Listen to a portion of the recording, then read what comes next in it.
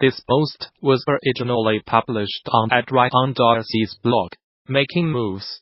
After completing my 3-part series, Designing a Production Process, over 2 years ago, I have since felt that it could be helpful to go a bit deeper on setting up your task-based database to support this process in a few key areas. It's a very practical way to start turning something hypothetical into a tangible reality.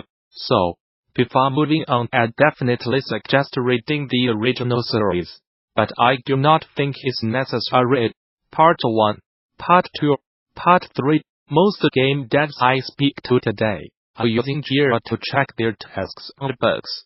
Jira definitely gets the job done, but man, is the administration of that database a pain in the ass. First of all, the interface. It's super confusing to navigate the admin pages. And related to this first point, there's too much crap packed into Jira, making it extremely difficult to find the features that are actually useful. Discoverability is not a thing. I think the best immediate improvements to Jira would be stripping it down to an essentials-only version. That said, my suggestion for you is to avoid Jira and opt for something like Check. I think the best way to describe Check is Jira-lite, which is perfect, cause Jira is way too damn heavy. I find it has everything I need and almost everything I want. Not to mention, there's a free version for a small indies. Jira is actually one of the few ubiquitous pieces of software used for game development that does not have a free version for small teams. The screenshots I will be referencing below are from Check, but they should apply directly to Jira since there's always going to be an equivalent there, and most others should checking databases as well.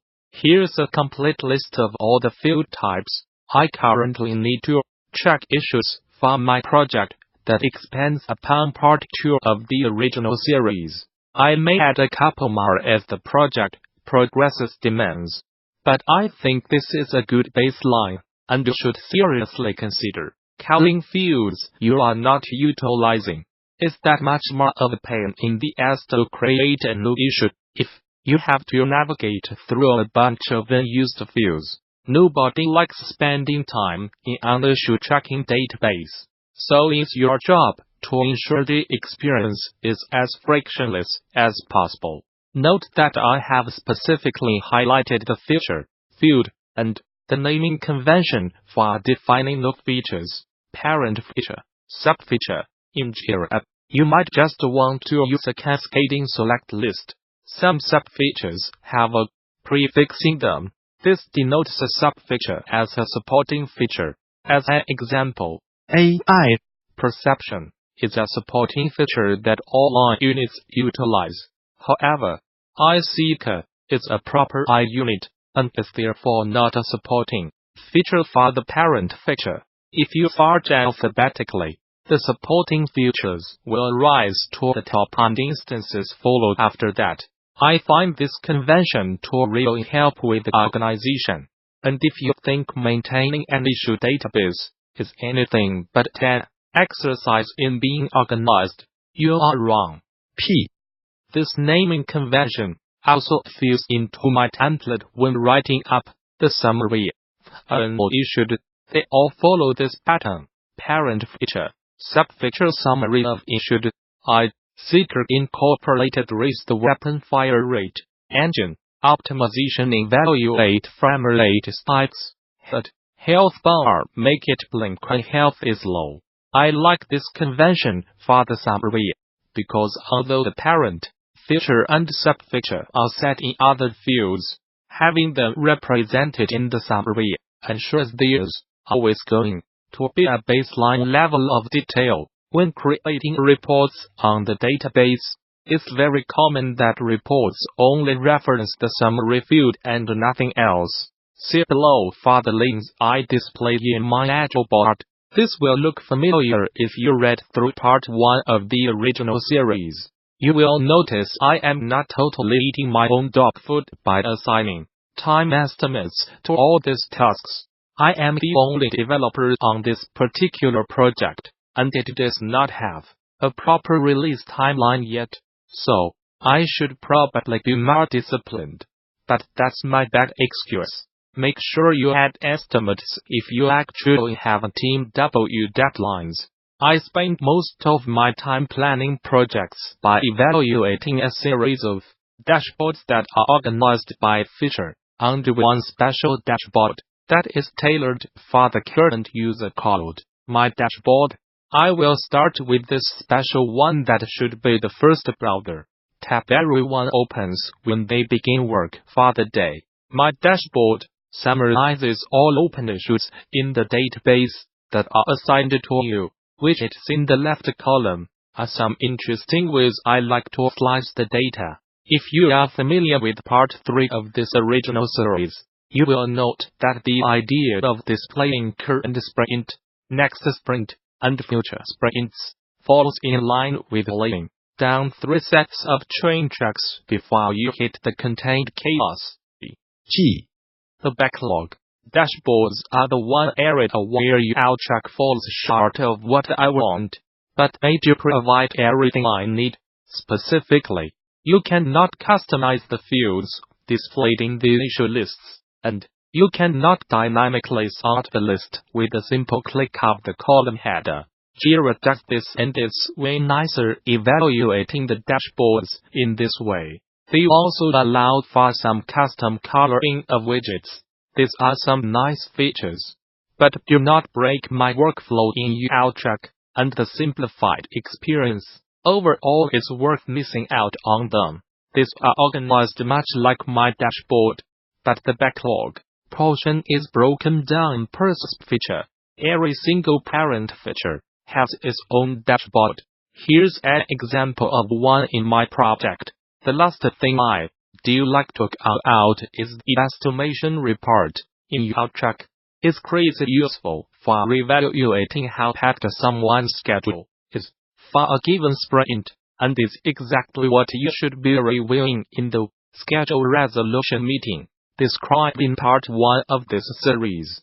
Here's where you create one in Track. Here's what they actually look like. Remember, this project is just me, but it will display your entire team with the right filter. If you can utilize Track in the ways I have described above, you are gonna have a pretty great tool set for implementing a pro-level production process.